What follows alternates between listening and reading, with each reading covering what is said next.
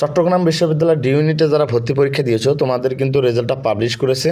তো তোমাদের এখন একটা কমন প্রশ্ন যে ভাইয়া চট্টগ্রাম বিশ্ববিদ্যালয়ের ডি ইউনিটের আসলে যে রেজাল্টটা দিয়েছে এটা আসলে কাটমার্কটা কত হতে পারে বা মেরিট পজিশনটা কত দূর পর্যন্ত যেতে পারে এবং ওয়েটিং লিস্ট থেকে আমরা সাবজেক্ট পাবো কিনা টু জেড কথা বলবো আজকের ভিডিওতে ভাইয়া। যদি নিচে যাই তোমাদের দেখো চট্টগ্রাম বিশ্ববিদ্যালয়ের মোট কিন্তু আসে না ডি ইউনিটের আসন সংখ্যা হচ্ছে কতটি ভাইয়া?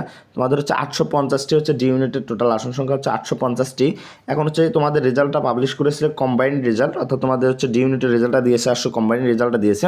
তোমাদের যেহেতু মেধা তালিকার উপর রেজাল্ট দিয়েছে, সো এই বছর যদি আমরা কাটমার্ক কিংবা মেরিট পজিশন যদি হিসাব করি তাহলে তোমাদের হচ্ছে বিগত সালের অনুসারে যদি আমি একটু তোমাদের ধারণা দেই, দেখো বিগত সালে বিজ্ঞান বিভাগ থেকে যারা 1 থেকে 3,000-এর মধ্যে ছিল তাদের মোটামুটি কিন্তু সাবজেক্ট এসেছিলো। এটা কম বেশি হতে পারে, এটা ধরে রাখো 2500 কিংবা 2600 এরকম একটু কম বেশি হতে পারে আর কি। মোটামুটি যারা হচ্ছে তোমাদের ম্যাথ যারা দাগিয়েছো, যারা হচ্ছে ম্যাথ দাগিয়েছো তাদের জন্য এটা, যারা আজকে ম্যাথ দাগিয়েছো এবং তাদের জন্য হচ্ছে 2500 কিংবা 2600 কিংবা 2700 এরকম বিগত সাল অনুসারে ধারণা দিচ্ছি।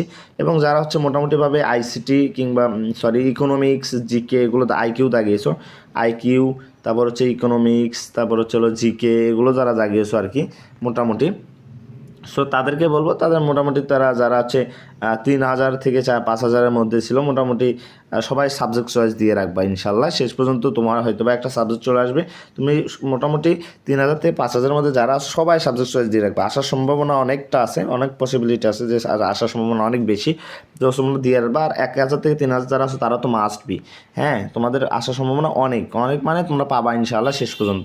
দেখো মানবিক বিভাগ থেকে যারা 1 থেকে 1800-এর মধ্যে আসো তো পাবা ইনশাল্লাহ 90% তোমাদের আসবে, যেহেতু বিগত সালে আসছিল, সো এই বছরও ইনশাল্লাহ আসবে। সো ইনশাল্লাহ আসবে। তো যারা হচ্ছে তোমরা যারা 1800 থেকে কিংবা 4,000-এর মধ্যে পর্যন্ত আসো তোমরা সবাই সাবজেক্ট চয়েস দিয়ে রাখবা।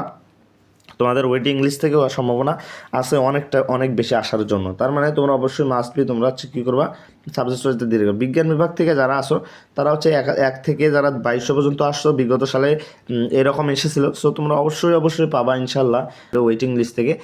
ওয়েটিং থেকে যারা 2200 থেকে 5,000 পর্যন্ত আসো তোমরা সবাই সাবজেক্ট চয়েস দিয়ে রাখবা, কারণ বিগত সালে এই ধরনেরগুলো থেকেও ওয়েটিংকেও অনেকে চান্স পেয়েছে। হ্যাঁ, তো তোমরা সবাই সাবজেক্ট চয়েস দিয়ে রাখবা।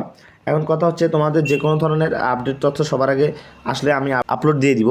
তো যে কোনো ধরনের আপডেট তথ্য সবার আগে পাওয়ার জন্য আমাদের ইউটিউব চ্যানেলটা সাবস্ক্রাইব করে রাখো, যাতে মেরিট লিস্ট ভর্তি যে কোনো ধরনের তথ্য আসার সাথে সাথে আমি তোমাদেরকে দিতে পারি। হ্যাঁ।